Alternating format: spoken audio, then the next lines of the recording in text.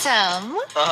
Hello. I think you might be snooping around places you shouldn't. Please, let me go. And why would I do that? If you do, I'll leave and never come back, I swear. Liar! I know your type. Well, if you're not gonna let me go, what are your secrets? My secrets? I'm not sure what you want to know. But since you asked. As a child, all I wanted was to be a star athlete. And I had the talent and drive to be one. I was a track star, a baseball star, and a volleyball star. I mastered every sport I could to achieve my dreams. I was the pride of our school's athletic department. No one could beat me. And eventually, they stopped trying altogether. Growing up, I always felt like my dreams would come true. Unfortunately, one day, I learned the hard way that it rarely ever works out that way.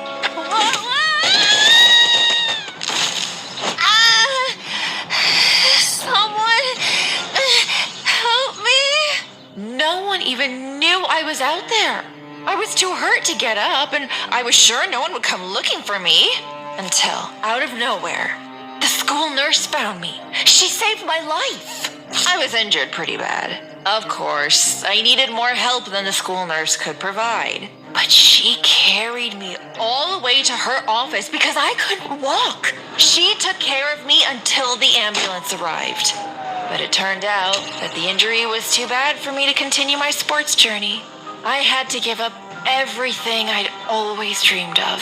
I was heartbroken. Sports were my one and only passion in life. Though, in a way, I became inspired. The school nurse saved my life. And if I couldn't be a star athlete, I wanted to be just like her.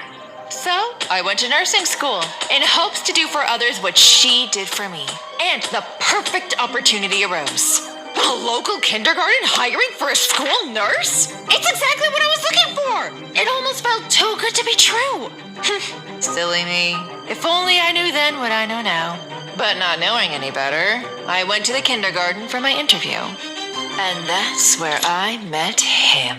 In that moment, everything changed for good. Hello, I'm Banban, the founder and principal of this kindergarten. It was love at first sight. Everything about him was perfect, and I knew we were meant to be. I kinda bombed that interview, but I was the only applicant, so I got the job by default. And even if I got off to a rocky start, the parents and children took to me right away. While I appreciated all the love, it wasn't exactly who I wanted it to be from. Oh, my beloved Banban. He still had my heart. I was determined to have his. Somehow he ignored all the signs. I bought us breakfast every morning. Here you go. I picked up extra just for you. Wow, you're the best friend a guy could get. I wrote him inspirational notes. Look, I know why you're upset, but there's no way something like that could have happened at my school. There's no monsters here. What's this? And finally, I got more direct. Hey, Banban, would you want to come for dinner tonight? Why, of course I would. Really? Yeah, my friend's in town. He can come along too. It will be all of us buddies hanging out. I thought I was being pretty clear in my intentions, but eventually I realized, despite all my efforts, it wasn't meant to be. I was heartbroken. My dreams of sports fame had been ruined long ago, and now my dreams of true love also seemed impossible to obtain. I felt lost, abandoned. Was wrong. Too tight? Can I tell you something? Of course. I saw something the other day, and it scared me. There was a strange door at the end of one of the hallways, he said. He'd never seen it before. A heavy metal door always stuck shut and locked, but one day it was open. And being a young kid, he was curious. So he walked in. He told me he saw monsters. I told him it was just his imagination. Next, I don't know how he could have made it up. Go!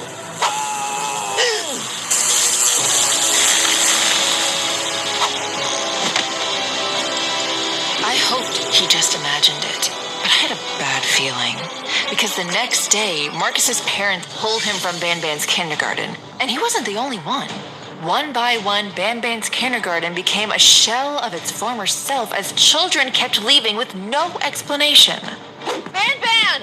I know you're in there! I'm busy. Come back later. Banban, there's something seriously wrong. We need to... I said I'm busy. He was no longer leaving his office. I had a feeling he was hiding something. I hated to betray my Banban, but if he wasn't going to help investigate, I'd have to do it alone. So one night, I took matters into my own hands, and I broke in. Thankfully, coming in early and leaving with Banban every day, I'd figured out the lock combination. And strangely enough, Banban left his door unlocked, but I wasn't complaining. I took the master key. I had to find this door I'd heard about.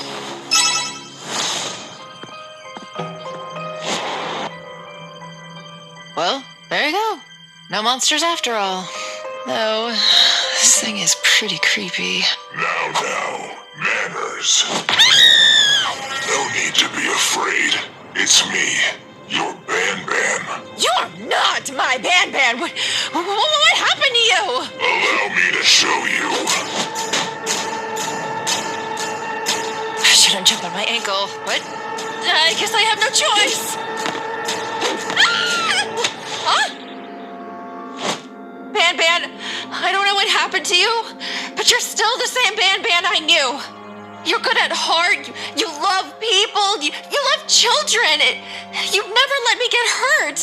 So pull me up and we can talk about this. I knew you'd come around. Banban, what are you... Let go of me. Let go of me! It was too late for me. I know now what the kids had seen, and it was happening to me. I fought as hard as I could, but Banban was too strong.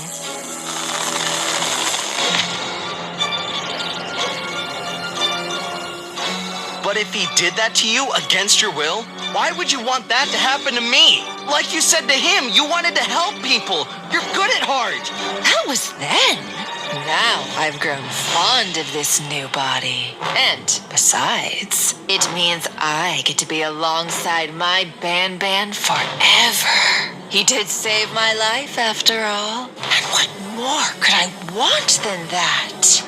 Look, if I were you, I'd take a hit and get over him.